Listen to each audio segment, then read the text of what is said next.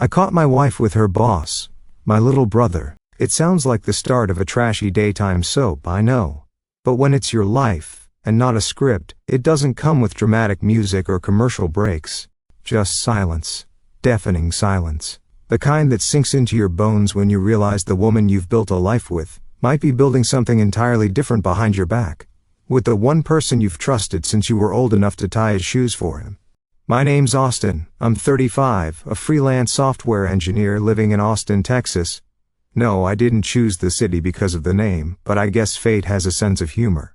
I like quiet mornings, logic puzzles, cooking when I have the patience. I'm not flashy, never have been. My wife Haley, on the other hand, she lights up a room before she even walks into it. Haley's 32, brilliant, driven, wildly charming in that everyone wants to sit next to her at the company retreat kind of way. She's been working at this new marketing firm for the past year. Fast-paced startup culture, all that buzzword nonsense. She'd come home buzzing with ideas, half-finished campaign slogans, and stories about her new creative director. I didn't even realize it at first. Because that creative director, the one she couldn't stop quoting or gushing over, was my younger brother, Cameron, 29, my exact opposite in every way. While I was debugging code in my dorm room, Cam was building apps and pitching investors in San Francisco. He failed fast, like they say, but landed on something solid enough to catch fire. Somehow, between IPO dreams and his new role as CEO of this agency, he'd found time to hire Haley. It's not nepotism if I didn't even know she applied, he joked when he told me. Back then I believed him. They worked together every day, late nights, weekends, retreats in wine country. I didn't question it.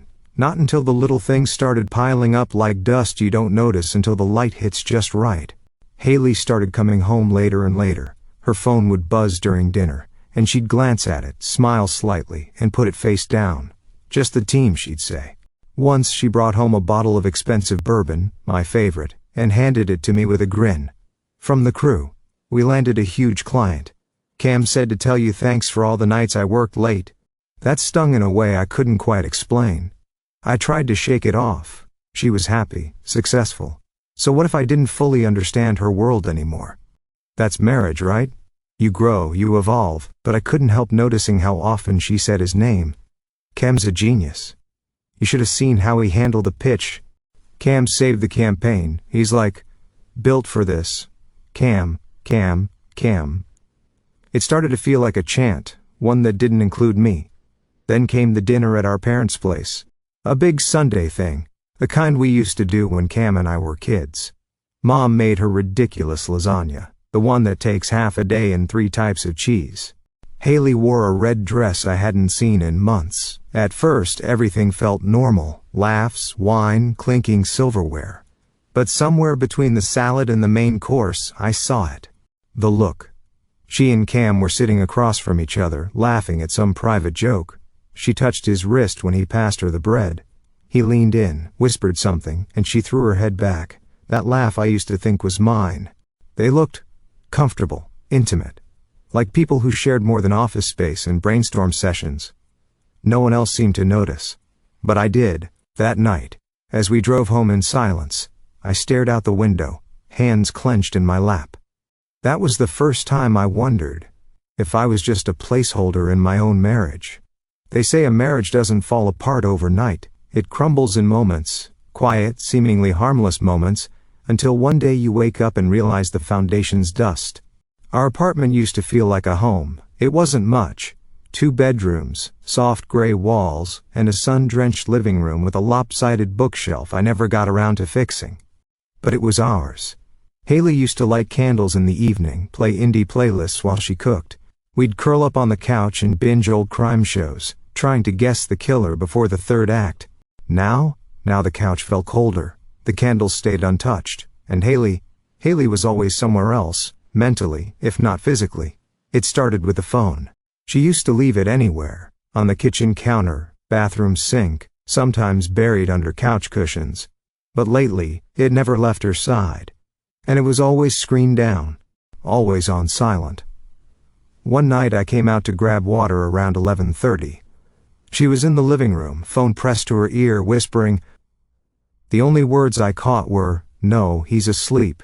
And a soft laugh I hadn't heard in months. When I walked in, she jumped. Oh, hey. Just a client call. Asia time zones, she said, not meeting my eyes. Asia? Haley worked with brands in Chicago and LA. I didn't say anything. I just nodded, went back to bed, and lay there staring at the ceiling, heart racing with questions I wasn't ready to ask. Then came the lingerie. It sounds stupid. Petty, even. But when someone suddenly starts wearing lace and silk to bed after 3 years of cotton and flannel, you notice. Especially when they're not really wearing it for you. I remember one evening when she walked past me in something sheer and deep burgundy. I looked up from my laptop, surprised. You look... Wow, I said. She smiled, distracted. It's just something I picked up on the way home. Felt like treating myself. That night, she said she was too tired. A few days later, I met up with Josh, my best friend since college. We grabbed beers at this dive bar we've both sworn we'd outgrown but somehow always returned to. She's acting different, I told him, trying to sound casual. Josh raised an eyebrow. Different how? The phone, the late calls. And she's dressing up when I'm not even around. He shook his head. Man, you're spiraling. It's Haley. She loves you. And it's Cam, your brother. He's not that guy. I wanted to believe him. God, I wanted to. But something in my gut refused to settle. I don't want to accuse her of something that isn't real, I said quietly. But I also don't want to be the idiot who ignored every sign because it was inconvenient. Josh sighed. Just don't go full conspiracy theorist. If you're that unsure, talk to her. But I couldn't, not yet. Not without proof. Not if there was a 1% chance that this was all in my head. So I did something I never thought I'd do. I bought a camera. Just a cheap little thing from Amazon. Motion activated, barely the size of a salt shaker. I told Haley it was for home security since we lived near a busy street. She nodded, uninterested. I placed it in the corner of the living room, hidden behind an old potted plant. It didn't cover the whole apartment, just the entryway, couch, and kitchen. Enough to see. I didn't want to be a spy. I didn't want to catch her. I wanted reassurance. I wanted to see her come home, pour wine, put on those ridiculous fuzzy socks, and crash on the couch like always. I didn't want to destroy my marriage over a feeling. But I also didn't want to live a lie. I almost didn't check the footage that day. It had been a long week. Deadlines piling up, bad sleep, and that growing, clawing feeling in my chest that something in my life was breaking behind my back. But still, curiosity, or maybe instinct, pushed me to do it. It was a Tuesday. I remember because Haley had texted me, working late again. Big client pitch. She even added a sad face emoji. That felt like a joke in hindsight. I opened the app for the living room camera. The clip was flagged as motion around 5:37 p.m. I watched as the door opened, and Haley stepped in. She wasn't wearing her usual work outfit. This was casual. Jeans, a soft sweater, hair loose, makeup lighter. She looked comfortable, relaxed, like she was home early on purpose. She moved around the kitchen, poured wine, lit a candle. My stomach turned. 10 minutes later, the door opened again. Cameron. My little brother. He walked in like he owned the place. No hesitation, no knocking, just walked straight to her. Not a mistake. Not some drunk moment. A real kiss. Slow. Familiar. She kissed him back. I watched in frozen silence as they laughed quietly, leaned against the counter, her hand resting on his chest like it belonged there. Like he belonged there. I shut the laptop. It took all of 2 seconds for the adrenaline to hit. My hands started shaking. My ears buzzed with a sound I couldn't place. I stood up, backed away from the desk, and nearly tripped over my own chair. I felt sick. It's one thing to be cheated on, it's another thing when it's by your own flesh and blood. I stumbled out of the apartment, didn't even grab a jacket. Just got in my car, hands still trembling, and drove around the block a dozen times before I finally parked 3 streets away and just sat. No tears, no screams. Just the sound of my own breathing. Shallow. Hollow. I stared at the steering wheel and tried to understand. How long had it been going on? When did they even start? Were the family dinners just one big joke to them? Was everyone laughing behind my back except me? I kept seeing his face. Cameron. My little brother. The kid I taught to ride a bike. The one I used to cover for when he snuck out in high school. The golden boy of the family. I wanted to punch the dashboard. I wanted to break every bone in his smug, backstabbing face, but I didn't. Instead, I sat in that car until the sun went down, until the cold settled into my skin. And when I finally drove home, I didn't confront her. I didn't throw accusations or demand answers. No. I smiled like nothing had changed. Because I had already decided something. They weren't going to get an explosion. They were going to get me, the version of me they clearly forgot existed. The one who plays the long game. The hardest part wasn't watching them lie. It was pretending I still believed them. For the next week I became a man of smiles. I made coffee in the morning, folded the laundry, asked Haley how her day went like I cared. She played along perfectly. She smiled, laughed, kissed me on the cheek when she got home, sometimes smelling faintly of cologne that wasn't mine. And I let her. Because I had work to do. Cameron had always been the golden child, but not because he worked harder. He just played better. Charisma, charm, and a startup buzzword vocabulary that made investors drool. After college, he launched a disruptive marketing firm, and it took off fast, too fast really. I knew from family dinners and holiday drinks that he prided himself on creative accounting. You know, optimizing taxes, moving assets, offshore stuff. Nothing technically illegal, but definitely shady if you knew where to look. And I knew where to look. I started with LinkedIn. Easy. Found names of a few former employees. Then I pulled up old email threads, old tech forums I used to moderate, and found an old colleague turned accountant named Greg, who once worked a short contract for Cameron's company. I messaged Greg under the radar. We met up for lunch downtown. "So how's the superstar brother?" he asked casually over a plate of wings. I smiled. "Busy. Always pitching." "You know Cam?" He nodded. "Yeah. Smart guy. A little too clever sometimes." I leaned in. "How so?" Greg shrugged. "Let's just say, I've seen some creative quarterly reports. If the IRS ever dug around, it'd be a fun day in court." He laughed like it was a joke. I didn't. I took mental notes. He didn't give me files. He wasn't stupid, but he dropped names, vendors, shell companies, a strange consulting fee structure that smelled like tax evasion in a cheap cologne bottle. That night, I cooked dinner for Haley. Pasta with that stupid truffle oil she always pretended to hate but still poured over everything. She came in late, again. Hair messy, cheeks flushed, with that glow she didn't wear for me anymore. "Oh wow, this looks amazing," she said, kicking off her heels. "You didn't have to." I smiled. Just felt like celebrating. She tilted her head. "Celebrating what?" I poured her wine. "You, work's going great, right?" She beamed. "Best boss in the world." She leaned over, kissed my cheek, and I smiled. Because I had the first piece of the puzzle.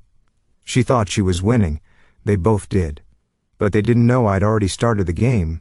This wasn't rage. It was arithmetic. I wasn't slashing tires or throwing clothes out the window. I wasn't screaming in her face or punching my little brother in the jaw, though both thoughts had crossed my mind more than once. What I felt was cold, methodical, measured.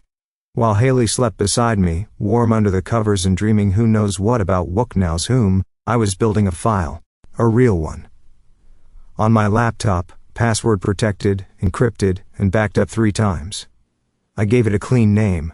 In it, evidence of inflated deductions, fake vendor payments routed through shell LLCs, and the juiciest bit. A consulting company registered in Nevada that paid no state taxes, but was funneling large deposits straight into an account I traced back to Cameron's name. I had spreadsheets, screenshots, PDF scans, all of it traceable, all of it damning. One afternoon I met Greg again, the accountant friend, this time in his office. He didn't ask questions, just raised an eyebrow when I laid out the structure I'd pieced together. He whistled low. "Jesus, man, you could teach a course in white-collar warfare." "I just want to make sure it sticks," I said. Greg tapped a few keys, pulled up IRS whistleblower forms on his screen. "You don't even have to put your name," he said. "They'll do the digging. You just give them enough rope." I nodded. "I've got rope." Later that week, I printed the forms, attached my evidence, and mailed them from a post office in a different zip code. Just in case. That same day I sat down with a lawyer. Not just any lawyer, divorce counsel. A quiet woman with sharp eyes and sharper instincts. "I want it clean," I said. No drama, just quiet and precise. She nodded. Does she know what's coming? No, I said. She thinks she's winning. She flipped open her notebook. Then you've already won. The next morning I drove past a cafe downtown. I didn't even mean to. Habit maybe, or something in my gut. I slowed down. And there they were. Haley and Cameron. Sitting by the window, laughing. She touched his wrist lightly. He leaned in and whispered something. She threw her head back, laughing. I hadn't seen her laugh like that in months. Maybe years. I watched through the glass, invisible in my car, 2 blocks from the office I helped her apply to, 2 worlds away from the vows we once made. Enjoy it while it lasts, I thought. Because the clock had already started, and neither of them had any idea. It started with a whisper, then came the storm. IRS agents showed up at Camcorp's headquarters on a Tuesday morning, crisp and silent in navy suits and polite smiles that didn't quite reach their eyes. They had questions, warrants, boxes. Within hours the office was in chaos. Laptops confiscated, servers locked, accounts frozen. Cameron tried to play it cool, at first. The charming CEO mask held, barely, as he gave a speech about compliance and routine procedure to his trembling staff. But the moment the bank called to notify him that funds were inaccessible, his tone cracked. Clients started pulling back. A major investor demanded an urgent audit. And in less than 48 hours Cameron wasn't running a company. He was plugging a sinking ship with bare hands. Haley, of course, was caught in the crossfire. She wasn't just some employee, she was part of the internal finance review team. So when the investigators started asking questions, she was one of the first they called in. She came home that night pale and shaking, clutching her tote like it held a ticking bomb. Her heels clicked across the hardwood as she dropped everything in the entryway and walked into the kitchen where I was finishing a glass of water. My hands were steady. "Babe," she said, voice cracking, "you won't believe what happened." I didn't answer, just watched her. "There's this huge investigation," she stammered. "Cameron's freaking out. The IRS says there are false filings and missing money, but it's not true, not really. We just had some aggressive write-offs and—" She stopped herself, breathing hard. "Someone tipped them off. This is a hit job, a setup, maybe even corporate sabotage." She looked at me like I had answers, like I was her safe place. Her eyes were wide, wet. "It's a misunderstanding, Austin, I swear. Someone wants to take us down." I set the glass in the sink, turned to face her fully. "Maybe ask your boss," I said. I let it linger. "Then, or your lover, a beat, or both." She froze. The words hung in the air like a bomb mid-detonation. Her lips parted but no sound came out. Just breath. Just panic. I watched the blood drain from her face. Her knees buckled slightly and she caught herself on the edge of the counter. "Austin," she whispered, as if saying my name could stop the fall. It's not what you think." I didn't move, didn't speak, didn't blink. Tears welled up in her eyes, spilling fast. It wasn't serious. It was a mistake. I didn't mean for any of it. But I didn't scream. I didn't throw a chair or demand an explanation. Silence, I realized, was a more powerful weapon than rage. Because in silence, she had to sit with what she did. And from the look in her eyes, it was already destroying her. I packed in silence. No music, no drama. Just the soft rustle of folded shirts, the clean click of suitcase latches, the kind of quiet that comes when something is over, not with a bang, but with absolute certainty. My lawyer had already sent the divorce papers that morning, certified, unmistakable. Haley hadn't signed yet. She kept saying we should talk, that there were things to fix. But some things don't get fixed, some things you just walk away from. She stood in the doorway of our bedroom, clutching a throw blanket like it could shield her from reality. Her face was blotchy from crying, lips trembling. "Austin, please, don't do this," she said softly. "I'll leave the job. I'll never see him again. I'll fix this. I'll do anything." I zipped the last bag. "You already did everything," I said, not bitter, not angry, just done. She stepped closer. "I made a mistake. I was confused. You and I, we were distant. But it wasn't supposed to mean anything." I finally looked her in the eye. "You slept with my brother," I said, as calmly as if I were stating the weather. "And then you helped him cover up fraud." This wasn't confusion, Haley. It was a choice. Tears spilled again. She dropped to sit on the edge of the bed like her legs gave out. I never meant to hurt you. But she did. And intentions don't erase impact. I placed the house key on the nightstand. You can stay here for now. But the mortgage, utilities, they're all under my name now. The joint accounts are closed. There's nothing tying us together anymore. Her face twisted. Is this revenge? No, I said. It's release. My phone buzzed. Cameron. I let it ring. He'd called 4 times that day. No messages. I imagined his world crumbling. Investors gone, accounts frozen, press sniffing around for scandal. And me? I was already gone. I walked out the front door without another word, didn't slam it, just closed it gently, cleanly. By the time I got to my car, the night had settled over Austin, soft, warm, a little humid. The kind of night that used to make me feel restless. I rolled down the windows and let the air hit my face as I drove. No destination, just motion. The city lights blurred past in gold and white streaks. A couple crossed at a crosswalk holding hands. Somewhere, a kid laughed. Life kept going. And me? For the first time in months, maybe years, I felt light. Not happy, not yet. But free, 1 year later. It's strange how quiet peace can be. No alarms, no whispering doubts. Just the gentle rhythm of mornings that don't feel like battles. My name's on the door now. Austin Rayner Consulting. Small firm, lean. But we landed a solid retainer with a nationwide retail chain 6 weeks ago. Legitimate. Clean. My work. Not stolen, not borrowed, not built on lies. I wake up early, not out of anxiety but out of purpose. Make coffee. Read a little. Then dive into real strategy, real clients, real value. Turns out I was never the sidekick. I just needed to stop playing in someone else's script. Today, I'm walking through Zilker Park, sun warm on my shoulders. I'm not alone. Her name is Elise. She's not flashy. She doesn't perform emotions. She just is. Steady, present. Her laugh comes from the stomach, not from some rehearsed place. And when she touches my arm, it's not to control or manipulate, just to connect. She points out a weird-looking dog in a sweater and laughs, that kind of belly laugh that's impossible to fake. I smile without thinking. I like this version of you, she says, teasing, relaxed. Kinda hot, to be honest. I chuckle. Don't tell the old me, he'd be jealous. My phone buzzes in my pocket, a headline notification. I almost ignore it, but curiosity gets me. Breaking: former CEO of Reventec resigns amidst federal penalty. I tap. Sources confirm Cameron Rayner has sold his majority stake after a year-long investigation into financial misconduct. The company faces millions in fines, and internal memos suggest.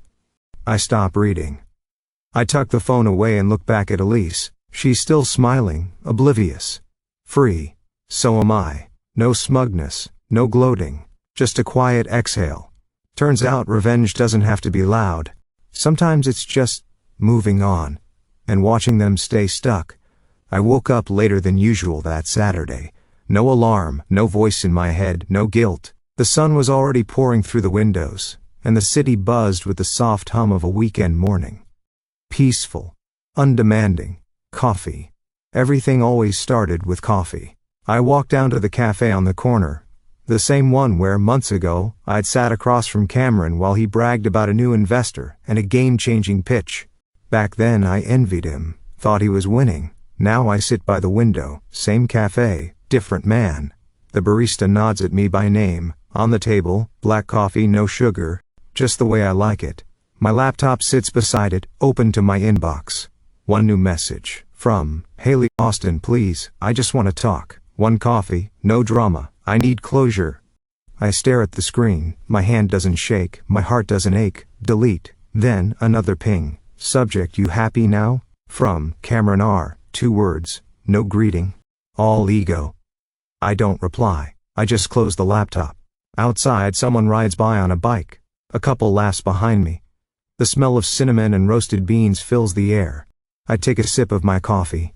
Deep, calm, checkmate.